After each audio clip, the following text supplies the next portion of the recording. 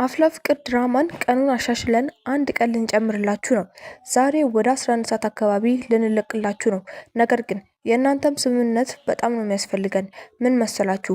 ፕሮዲሰሩ ቀኑ ቢጨመር ተመልካች እንዳይሰለቸን ብሎ ፈራ። እኔ ደግሞ ሀሳብ አቀረብኩለት። ለምን በዚህ ባለችን ትንሽ ደቂቃ ቪዲዮ ሰርተን ለቀን የነሱን መስማማት አናረጋግጥም አልኩት። እሱም እሺ አለኝ።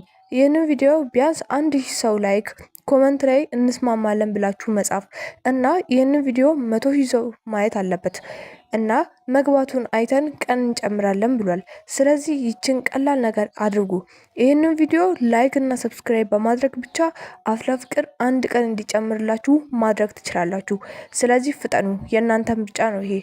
እናንተ ይህንን ነገር እንደምታደርጉት ስለማቅ ዛሬ 11 ሰዓት እንገናኝ።